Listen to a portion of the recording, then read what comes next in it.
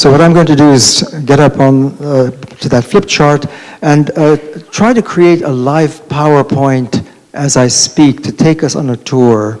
This meditation is going to be attempting the impossible, to go on a tour of looking at our great evolutionary innovators, pioneers, elders across the planet, and to see that as long as we remain in our more localized ways of thinking, which is what most of us do all our lives, most of us don't realize that we're groomed from in utero all the way through, from the time we enter the world with our parents and our schooling and culture. The lens of our mind is being formed.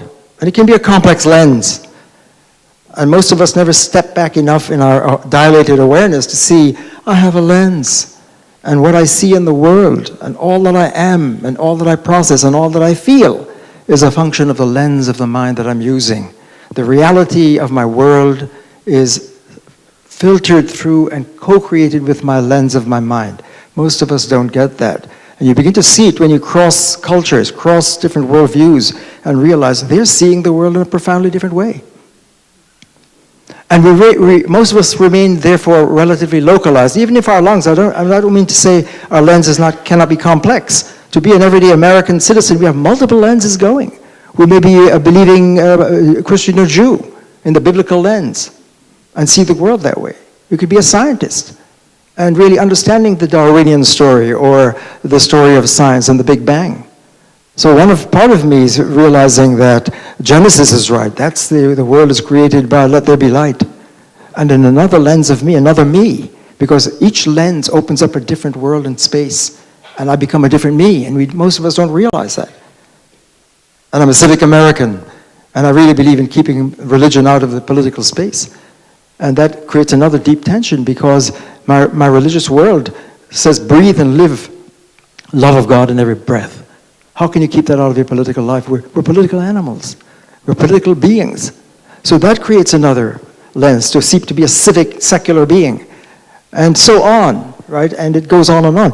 And the point about my theme is awakening global enlightenment. That's a very daring thing to say. Just the word enlightenment itself is spooky enough. It sounds so far away. Buddhas maybe, Krishnas maybe, Christ, Jesus maybe, right? And some of Lao Tzu, some of our great elders and geniuses, men and women of history may have been enlightened, but not us. It seems so far away. What I'm going to suggest in the tour and the meditation we're going to do together as I start to sketch the evolution of our great elders and to bring us to this moment here. What we begin to see if we step out of our more local lens wherever we are and say, what's happening on the planet? Dare I dilate my heart and mind into a wider open space and dance across different visions and voices of our great teachers in different voices of what enlightenment is. What is it to enter wisdom? Can we bring it to life? What you see, if you could step back and entertain that wider space and dance across spiritual enlightenment worlds and narratives, something astounding begins to come into focus that we couldn't see before if we remain relatively localized. Because what we find, if we look at Buddha's great wisdom, Buddha's enlightenment, for example, I'm just going to give you samplers. We're already on the trail now. You're on the tour with me, right? Because what I hope to do is to listen to these great voices and go into the depths of what they call enlightenment and to see that they're all pointing to one fundamental diagnostic of our human journey. So when you look into Buddha's Great Awakening, which was a global event, the Four Noble Truths after his torment to try and find why humans are suffering, he came up with this clear diagnostic as a deep physician into the condition of suffering in the human situation. He saw and presented in Four Noble Truths to the people to be very understandable, like 4 axioms, global. They're noble because they're global for all worlds. When I say global, I don't mean in the sense of global internet or global corporations. In philosophy, global means across diverse worlds, worldviews, lenses. And one of the premises is when you cross worlds, most of us don't know how to do that well and critically and in a mindful way, you go into different realities. If you're raised in the Judeo-Christian space and you dare to cross into the Chinese mind or African modes of thought or into the space of the Lakota people, you see a different world. You're a different you. When you cross worlds, if you can, worldviews, different lenses, you enter different realities. So what Buddha saw when he awoken, and Buddha means awakened one, he saw that everyday unawakened existence where most of us live is suffering. Existence, ordinary unawakened existence is suffering. First axiom. Second, it has a cause. Science. We are the cause. How we are living and making ourselves.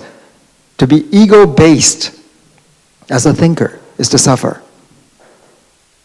So the existence created by our ego mind and ego lens and ego world is suffering of all kinds. Loss of meaning, depression, not just pain, not just hunger, not just thirst, not just poverty.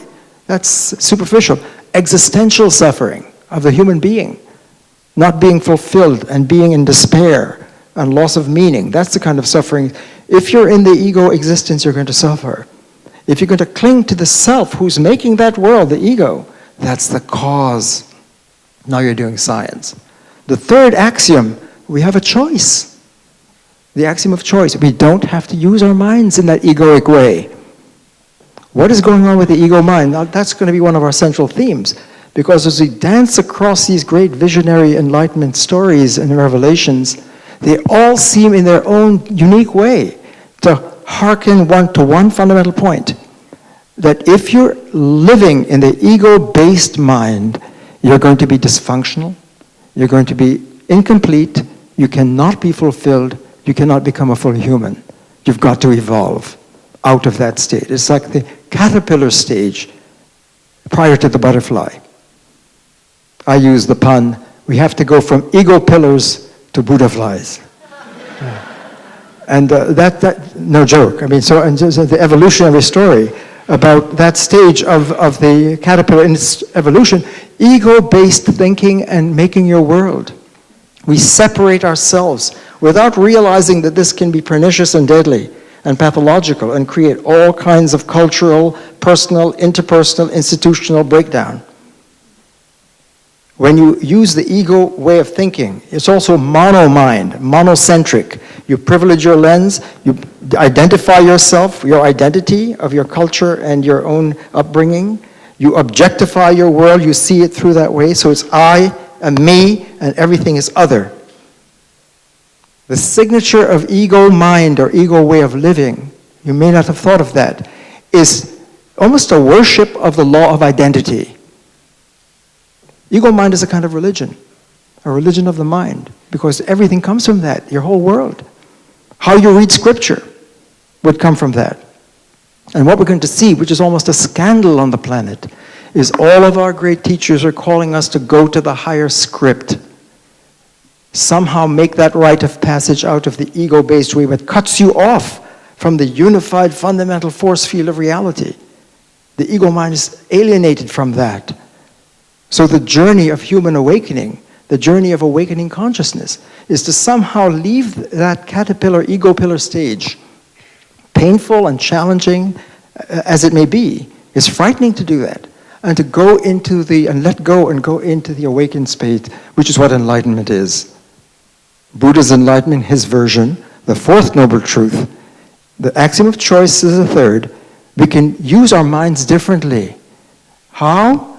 That was the fourth noble truth. You could practice mindful living in every breath 24/7. The eightfold path of rehabilitation of the mind. Rehab. That word is important.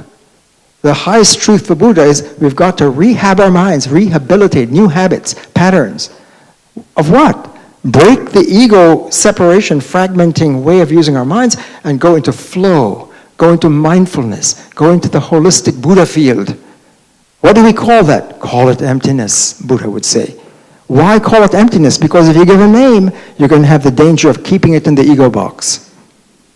All of our words are ego box words.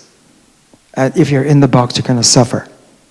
So enlightenment is somehow crossing through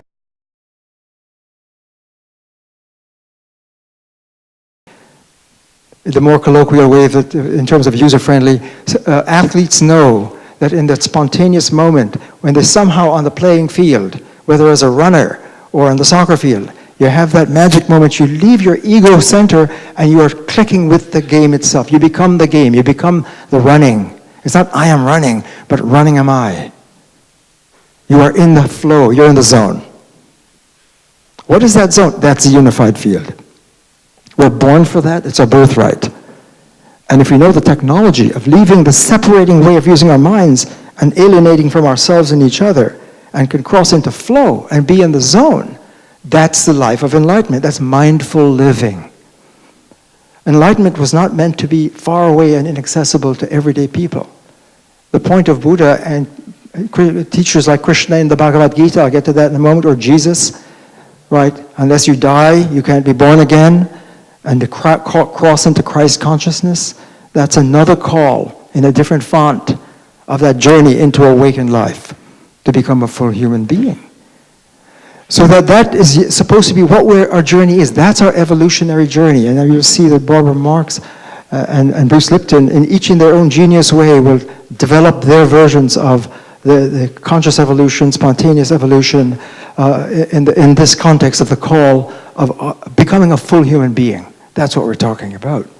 Switch lenses for me for a moment. So if you practice a life, imagine that. If I lived my life mindfully, and centuries of Buddha's technology going through China and into Japan. So it goes into Zen, and Zen is that practice of the philosophy. What is all of Zen? Be here now. Be here now. Be in the moment. When you chop wood with all you got. Be the chopping, be the event. When you carry water, carry water. When you sit. Zazen is sitting. If you can do one thing, full-heartedly and mindfully, you're doing everything. That's a butterfly effect, the butterfly effect. Right? It affects the entire field when you can cross into the field, the deeper field of reality. I'm just playing with different of these stories to get us warmed up in this meditation. And if we go into the story of Bhagavad Gita, I'm going to jump up on the stage and find my pen. If you go into the Bhagavad Gita, the Hindu Vedas, you have a different language now. Buddha broke from that. He was a Hindu prince, and he broke to find his own way of presenting awakening. But if you go into the Bhagavad Gita, it begins with a breakdown. Arjuna, the warrior, in the fight with his family, sees that he can't kill his own people. And his everyday life, his ego-based warrior life and culture collapses. He has a midlife crisis on the battlefield. Very inconvenient. And he drops his weapon and says, Krishna, my whole ethic as a warrior can't work for me. I can't kill my uncles, I see my teachers, my friends, I can't kill my own people, it can't be right. And his ethics breaks down. He goes into a complete meltdown at the beginning of the Bhagavad Gita. What an amazing moment. That's each of us. That's the ego person breaking down. When the ego structure collapses, it's unsustainable. So when Arjuna breaks down, his charioteer is Krishna, the Om voice. And you're going to see a pattern here that I'll put up, that all of our great wisdom, awakening, enlightenment teachers across the planet, if you just scan that for a moment, and then you'll begin to see the astounding news, the headline news of our time. If you go into ancient China, Lao Tzu, you find out the opening lines of his great wisdom text, the Tao that is named is not the Tao. What is Tao? The infinite name for the infinite field of reality. Tao. But here, when I gesture here to the low place, that's where most of us live in our script, in our lens, in our ego-based language. That's all we know. That's the only literacy we have. So you can't blame us. If you have an ego script and an ego mind and an ego lens, that's a level of language development here. So when I gesture here, this is the ego-based thinking space. When I gesture here, this is where all of our wisdom teachers and enlightenment technologies are urging us to somehow leave this ego pillar stage and go into the higher script. So all of our scriptures are announcing, so Yahweh, the founding of the Judaic noble tradition, God, Yahweh, the infinite word, the infinite spirit, speaking to the human situation, right? And you can think of the plight of Abraham Just to the most basic point in this missing story that I'm trying to bring out. If you see that the infinite Yahweh is saying to all of the people, love me with all your heart. Love. The song we had. And that means place what is first, honor it. If you're not aligned to honoring what is first and treating it as first, giving it priority, then everything in the deep structure of your life is off. So the call of the infinite to the human condition, love me with all you've got, means something profound. And every human has to face it. Am I putting my agenda first? So if Abraham, in that case, this is a proto-human, is saying, I have my Isaac, finally. My Isaac, right? And this is part of his identity. That's what he values. He treasures that. And he's living his life in that situation. But the other force is saying, put me first. What does that entail? The scary situation that he's somehow going to let go of that story. Let go of Isaac. Sacrifice Isaac. As horrifying as it sounds. And of course, Abraham, in this script, being open to the higher script, the scripture, right, hears that call and he's tormented. Do I put the call of God? Do I really believe it and put it first? So much so that I'm going to give up everything I got for it and place that first. So the call of what is primal and first, the call of reality, the unified field itself, pulls on us in every moment of our, it's the infinite force. It's not negligible. It's greater than gravity. The greatest force is the pull on every iota of existence of the infinite force in every moment. It's operative on each of us. So in that case, the choice to let go of Isaac and to put God's call first is a great moment on the planet in terms of the same story. That somehow if you're putting the ego story, lens, script first, something is profoundly misaligned and disaligned, and we've got to realign ourselves evolutionarily to put the first. That's one of the axioms of the planet. What is first? Honor is first. So the Chinese are calling it Tao, and the wisdom enlightenment says the Tao that is named in the ego space ain't the Tao. Switch to Om. The great seers and meditators, the enlightened minds, the yogis who are seeing into the space, call it in their language Om, Brahman. Meditate on Om. Om is the infinite sound, the infinite, like Tao. All comes from Om. It's basic science. It's saying the ultimate source is infinite. And any story of evolution you're going to get, in fact, every story you can come up with is going to come out of that script. It funds every perspective, every script, every worldview, every form, every name. Om, Tao, Yahweh, Allah. Whatever name you use for the infinite, Christ, God, that cannot be put down into the everyday ego script. That's been the call of enlightenment and wisdom and awakening. And that is our evolutionary challenge. So that in the Bhagavad Gita, when Krishna starts to counsel, and this voice of Om, Krishna, speaks to Arjuna, the everyday ego-based human who's fallen apart and turns to Krishna, and that's a prerequisite for going into wisdom and enlightenment. When you realize your everyday life and form has imploded on you, then the dialogue starts. And Krishna understands that Arjuna is ready for the journey. Just to picture it then, you have all of these calls across the planet, whether it's Tao, I hope you can see this up there, or Om, or Yahweh.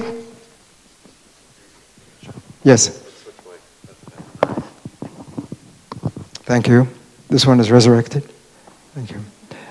Tao, Om, Yahweh, and we could just keep on going. Buddha calls it shunyata. Emptiness, zero-ness. Shunya is zero in Sanskrit. So Buddha didn't want to use any name like this, right? He wanted to use something, emptiness, empty of all of these marks, and to not taint this high infinite field with a name from this space. So in this space, what is this space? It's really, let's call it the ego-based space. What does it look like? Well, there's me, the I, and then there's my lens looking out, and I have a lens. I'm marking it here. The lens I have will show me my world. It's almost a screen of my awareness. So if I have a biblical lens, I believe in the biblical story, I will see one. If I have a Newton lens, I will see a Newton world. If I have an Einstein lens, I'll see an Einstein world. If I have a Bruce Lipton, I'll have something else. When you shift the lens, your world shifts. So there are many, many different stories all through culture, all over, where different worldviews showing up in this base space. And this script, logicians call it the place, Aristotle, who discovered logic, the logic of consciousness, the logic of thinking, of reason, in this space. S is P, subject is predicate, pen is blue, I am man, sun is shining. To think in this place is to predicate, to join pieces of information. How? According to the law of identity, which seems innocuous. What is identity? A thing is what it is. A is A. A is A. That's the law of identity. And when you say A, when you say I, you distinguish everything that's not I. It's a double-edged sword, identity, that I purchase I can I by distinguishing and pushing off what is not I. So identity cuts.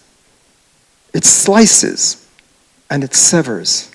And every word we have keeps going that way. Space is severed, time, cause, everything, substance, you name it. Every word keeps getting broken down into bits and pieces. And what am I? Well, I put my little tags on me. I'm American, I'm male, I'm father, And if anyone says, sits down to coffee, tell me who you are, you start giving your predications. You start saying, I'm this, I was a valedictorian, I was on the team. You predicate. And we do this naively and comfortably. And we live here.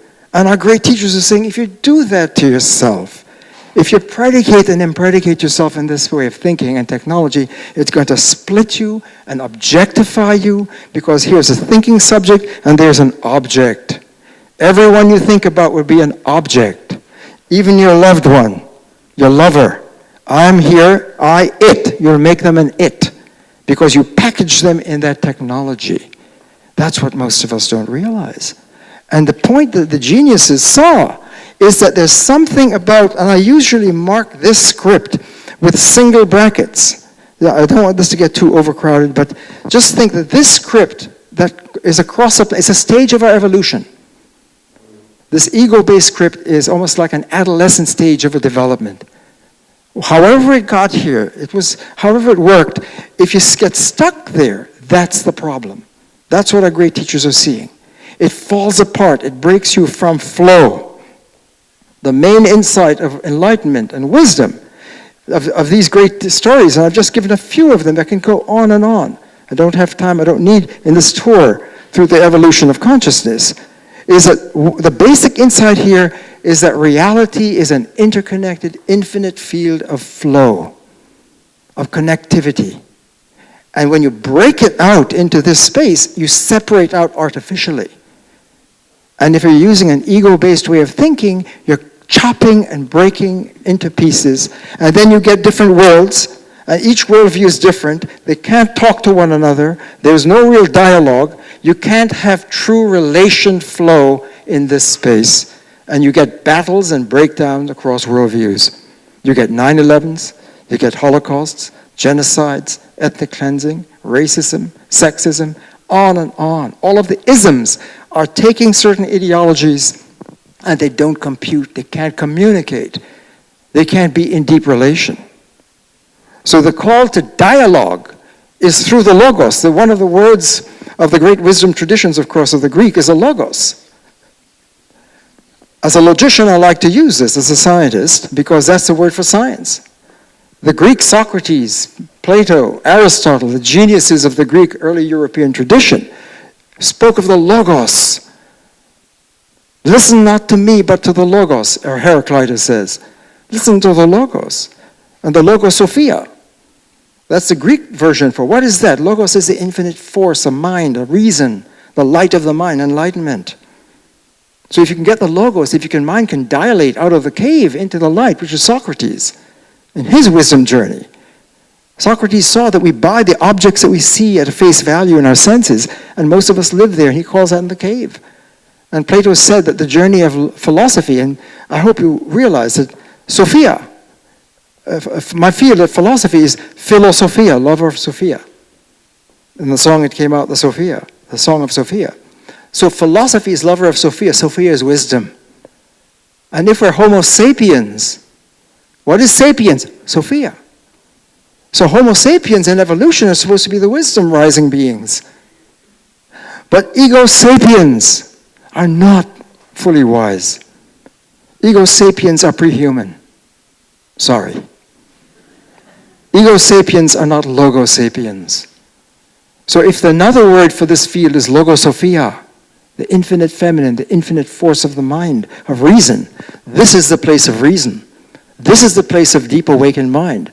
So the journey of philosophia is out of the cave of limited consciousness and intelligence into dilated awareness of awakened reason. The light of reason is enlightenment. So all of the European journey, if you follow this through the centuries beyond Plato, who was trying to get to the highest form of all forms, in the journey of wisdom, in the birthing of wisdom in the political situation to bring justice. All in Plato's Republic is a journey into the deepest form of all forms. And that is a logos. So when the Christian birthing tradition, when John begins his gospel and borrows a logos word from the Greek in the Hellenistic and Hebrew traditions coming together, John says, in the beginning is the logos. And the logos became flesh. And he uses that language to explain the unfolding, the evolutionary unfolding of that Christ story in that case. So that in the case of the Christ story, we talked about Abraham, and we could go into Moses, but talking about Jesus, the journey there was to see that you can't write the law here, the law of love. You've got to write it here in your heart. So Christ consciousness is a journey, again, that crossing from the space of separation or sin, which is separation from flow with the infinite. This is where the boundary crossing in that language is that to awaken is to let this die so that you can rise into Christ consciousness, which is where you experience love.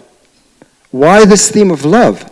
Because crossing from this broken place of I, where the other is an it, whether the other is your neighbor, the other culture, the other religion, the other discipline, whatever the other is, it becomes alienated. But when you cross into this deep space of connected flow, a miracle happens. All of our teachers got it across the planet. And this is where ethics ignites and comes to life. Ethics. What is ethics? Not in the box of right rules to conduct, but ethics is moving in conscious evolution and awakening to be one with the flow and the law. In Buddha's language, the Dharma, capital D, is the fabric of the unified field of shunyata where everything is interconnected flow. So if my mind can surf that space, which is what mindful living is, what do you find in that world? Everything is connected and flowing. The other is in you, and you are in the other. That's the I-thou. There's relation, but not broken relation, an alienated relation, but intimate relation. So when we cross into this space, and I use double parentheses to mark it. You'll notice that on the program, the forum, right? The forum is used with the double brackets to call us into meeting in this space of deep dialogue and synergy.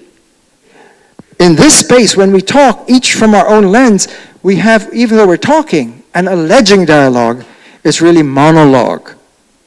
Ego-log is monologue. Meaning what? You speak from your lens and interpret the other through your lens, and you're not getting into dance with them in their perspective as well. Dialogue, which is dialogos.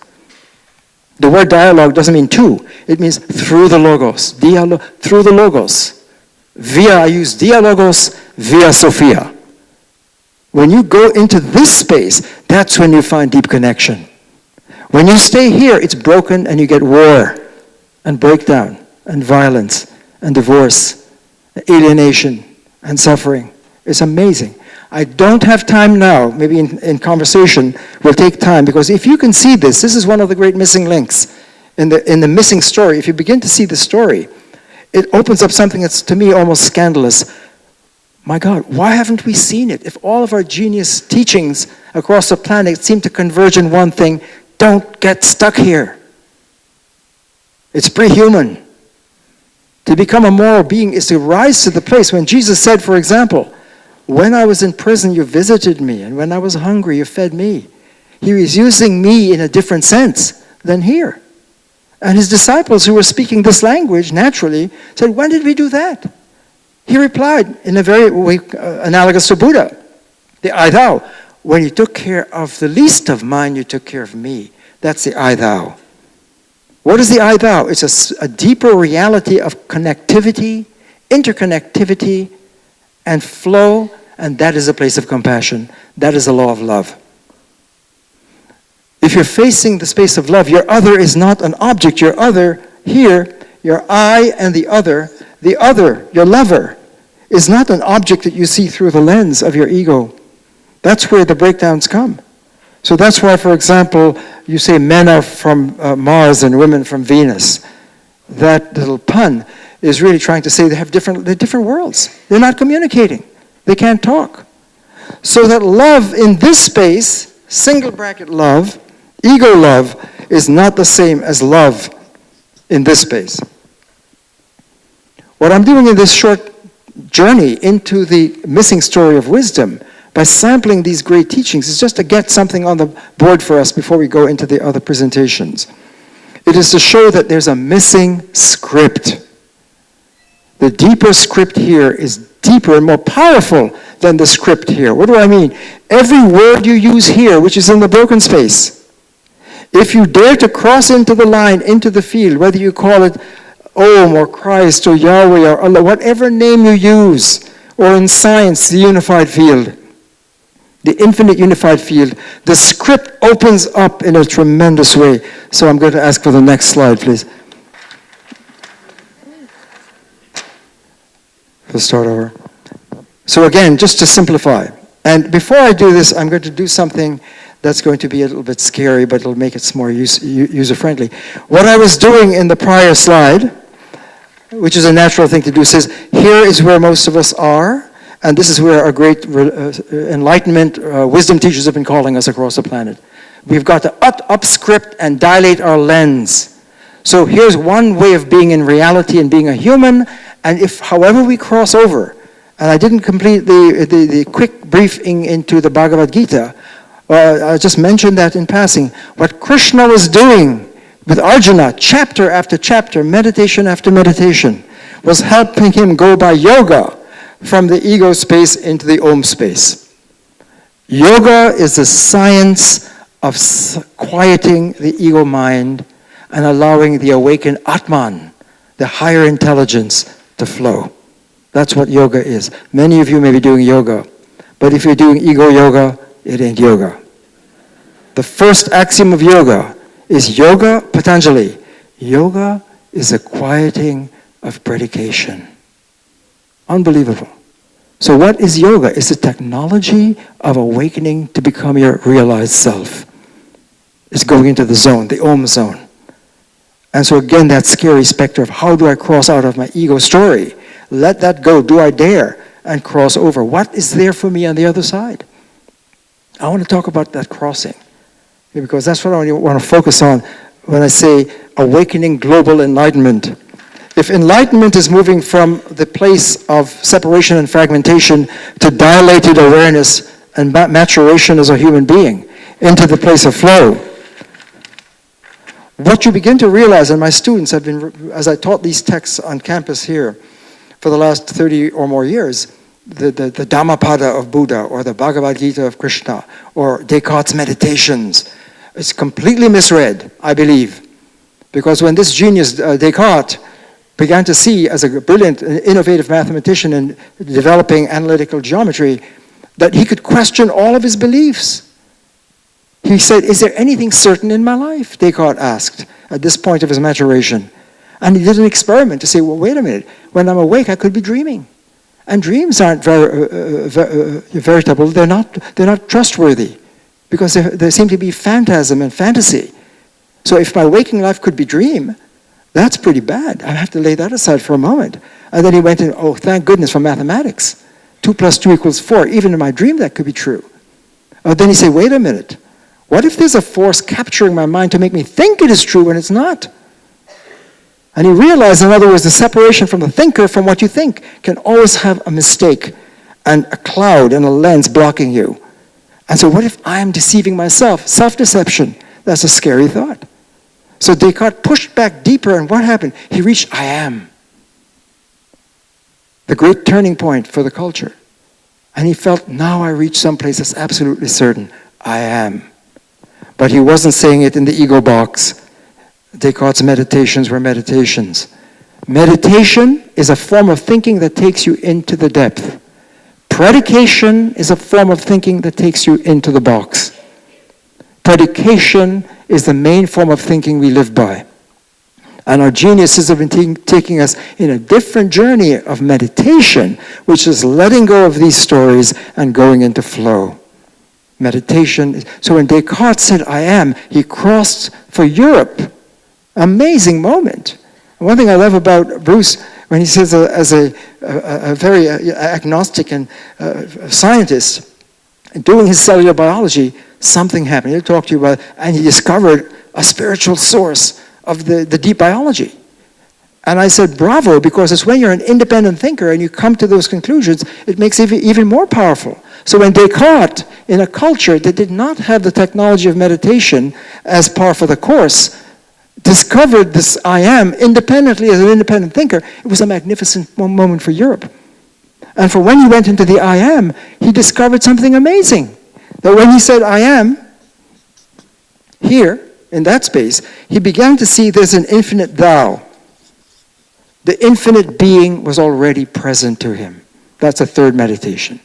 People don't get it. They think he's talking in the box. Not at all. He saw in the I am, if you think it through, that I need not be. What if I stop thinking? As long as I think I am, he felt contingent and vulnerable, that the lights could go out. And that led him to meditate on, so what's making me know I'm finite? And he came in touch with the infinite. There we are, the Tao, Shunyata, Yahweh. He discovered it using his power of reason. He came into the infinite other. And then he said, that is the primary truth. I am, thou art. That was the unit. In other words, when you cross from this form of thinking into that, you don't discover isolation. You discover connectivity. You discover you're in deep dialogue. That's the point. You're in a field of vast, boundless connectivity and diversity. Each point in this field is absolutely unique. Each one of us is a unique miracle in this fundamental field. And yet, we're profoundly interconnected at the same time. That's what's hard to believe. That is a space of the technology of the high culture waiting to happen, and they've been urged to come to that point. So think of Gandhi. To get an example, when Gandhi was reading and living by the Gita and the Gospels, he saw that this truth of the self is the Atman, not the ego. That's why he was called Mahatma Gandhi. What is that? That's a title. Atma is a self. What is Maha-Atma? Maha is great. So his title was Mahatma Gandhi. When he started to live from this truth of the Om field and bring it into the political space to move mountains and marshal the people on the path to justice and liberation. And that's what Martin Luther King took and brought to the civil rights movement. Gandhi's method of satya power, truth force, to bring it into culture to change the world. I'm just trying to give examples. So that just think with me now as I wrap this up. And I think you feel you've been very intent and attentive. What I'm trying to show is that the picture, when I taught in my classes, students would say, Professor Gangadine, I can see that we're living here. And I know that we have access to that place. I listen to Buddha, I listen to Krishna, I listen to Descartes, I listen to these great thinkers. I don't know how to get there. It seems so far away. How can I, in my culture, get into the place of awakened enlightenment? And after a decade of this, saying, look, we have to separate these two languages. So this language, I use that marker, and this language, I use this marker. They're almost like quotation. I'm saying call it out, because all of our teachers were so intent that if you're in this space, you need to know it. And you have to be challenged to not bring that space down into here. What most of us do, all across the planet, is we do this. We put this script in our box. We download scripture into ego script. and we violate the script over and over. That's why the Judaic tradition, you don't write the name of God. Tau is not Tau. Om cannot go in the box. If you put God in the box, you kill God. As Nietzsche said, God is dead, and the Christians killed him. Meaning what? If you put God in the box, you've downloaded the infinite script and scripture into the ego script. And so this picture of putting it this way is not the same as this picture. This is what I'm suggesting now. By putting this outside, I'm capturing a fundamental axiom of global enlightenment, which is that we're always already in the infinite field. No human, whatever your story, however much you're going to ego, however many views you have, you are always in the field of the infinite force. You can't possibly step outside of it. If you see that, then it becomes more user-friendly. And I need the next slide. Students started to breathe, and when I do this around the planet, people say, I like this picture. Right? Because we're already there. Because when you write your name, if you write any word this way, put the ego lens on it and then place it within that field. Think of your name that way. Because if you can get this, if you could realize this is capturing deep global enlightenment. It seems to me when you look across a planet, if we're always in the infinite field, whatever name we call it, and it surrounds us all the time, which is common sense. Why? It's the most elementary point of science. The infinite cannot be broken down. If you break it down, you're going to get infinite. Every speck of the infinite has the infinite code within it. It's going to be fractal. It's going to have everything. You can't break a piece of the infinite off. You can't break a piece of Om off. And that leads to the mustard seed power. It leads to what Blake saw, the poet, when he says, infinity in a grain of sand, eternity in an hour. What does that mean? He's not talking ego script, he's talking the higher script. That's really what I want to help us to see. When you go into the higher script, every word in this script, every PowerPoint has infinite force within it. And that means each of us, standing in that space of the awakened script, is a PowerPoint which is the power of one. And our great geniuses knew that. So when Jesus said, if you have faith the size of a mustard seed, you can move mountains. It's great physics. That's Satya power. This little guy, Gandhi, who was tapping the Om power and bringing it into culture, was discovering a technology that we have that within us. When the Quakers who founded this college, that's what the Quakers are doing. They saw there's that of God in every person. That's a huge thing to recognize. There's that of God in every person. Well, God is the infinite. So that means there's that of God, the infinite, in every one of us. What does that mean? Honor one another. Honor yourself. Don't make yourself an object. You're a sacred being. Treat each other that way. Upscale. Go into ethics. Sit in silence. That's a Quaker silence. When you go into a Quaker meeting, take down the icons from the wall, strip everything down, no more ministering or mediating. Each of us has the Christ immediately here. That's basic science. Every point, that's fractal. So when we heard from Greg Braden, fractal intelligence and fractal is an infinite recursive power. So if that's so, now we begin to see something. Every point in this field, if we can cross into the field of enlightenment, begins to tap the wisdom of the planet. Each of us, so in the Hindu language, when you go into the Om space, in the Atman, you are one with Brahman.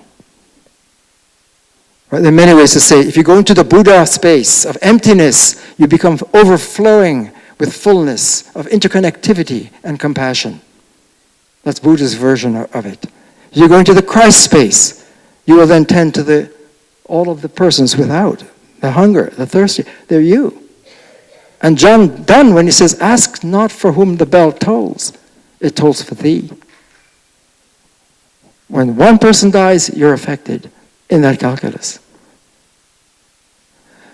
So what we're looking at then is the journey of enlightenment. If this is true, then enlightenment is something like this. If you have a way to somehow ease up on the lenses that have ossified and encrusted your intelligence, loosen those lenses, be a critical thinker, dialogue, step out of the lens. And if you could drop them and detach from those stories, there you are.